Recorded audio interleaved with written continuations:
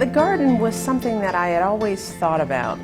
I was probably like most busy mothers. We were, a busy working family. And I would find it difficult to feed my family in a healthy way quickly. So I decided to change our diet.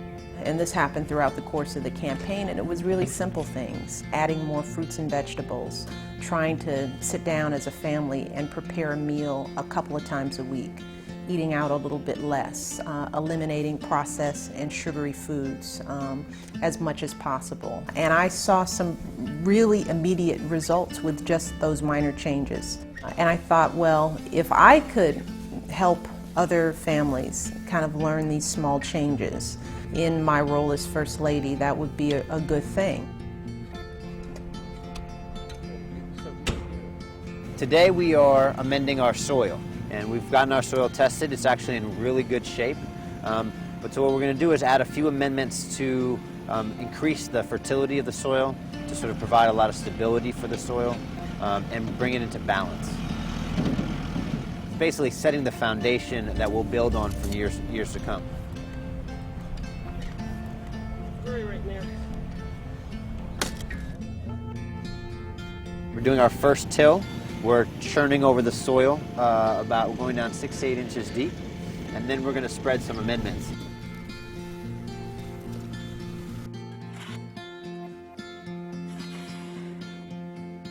We're going to use some sulfate of potash, which is basically just add some sulfur.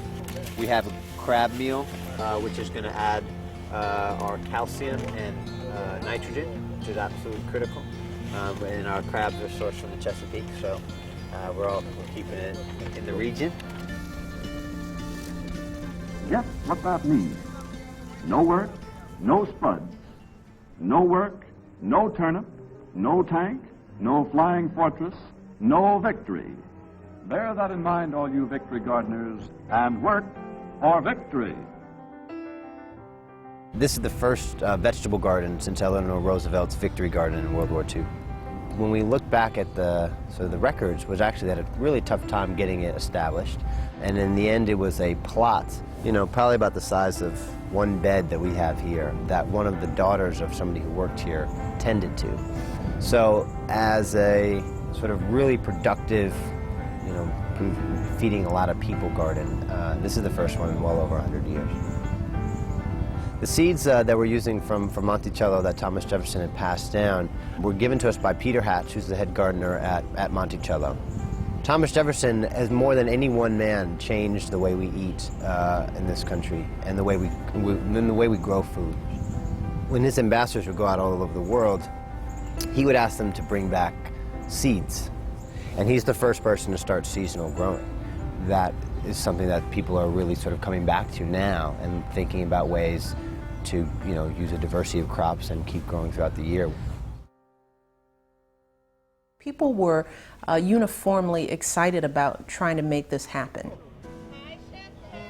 Today is getting the soil ready, then we'll come back in a couple of weeks to actually do the planting, and then sometime in June, right around the time that school is over, hopefully we'll have lots of great vegetables and fruits. We'll harvest them, and then we'll bring you guys into the kitchen in the White House. The kids from Bancroft who've helped us plant this garden have just been absolutely phenomenal. Well, this is still... Yes. Hey, look, Sam, there's a carrot. Four of them came and gave these talks about what they've learned. It was just mind-blowing. One kid talked about how she now eats all of her fruits and all of her vegetables at dinner, and her mom is noticing the difference. But that her favorite vegetable is carrots, and just like people, I quote, carrots have a history. The kids took this to a level that I could never have even imagined. They've just been tremendous. We wanted the focus to be on kids because you can affect children's behavior so much more easily than you can adults, and I saw that in my own life. My kids, jumped on the new routine and didn't miss a beat, and they began to monitor our behavior more so than I was monitoring theirs. And also I want to encourage people to think about doing more family meals. We found that we've been able to do that. And you know, part of the message is if the President of the United States can sit down with his family and have dinner, hopefully more families find the time to do the same thing.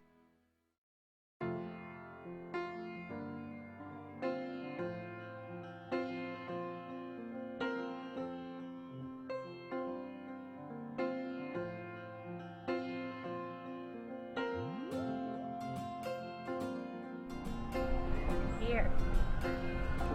Smell this. Peppery. So far, it's been incredible. We've produced over 200 pounds of food already, going on 210, and you know, it's not even July yet, so it's pretty. We're doing pretty well.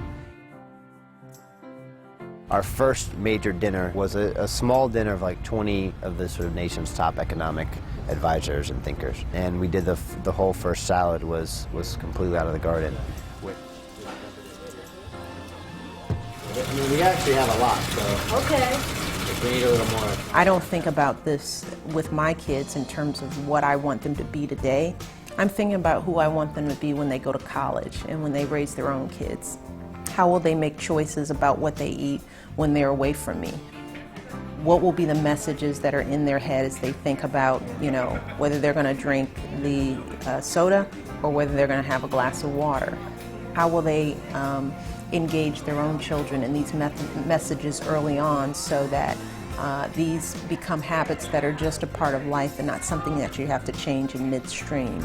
So the garden is really an important introduction to what I hope will be a new way that our country thinks about food. So that's, you know, that's the story of the garden, and it's been quite an amazing success, if I do say so myself.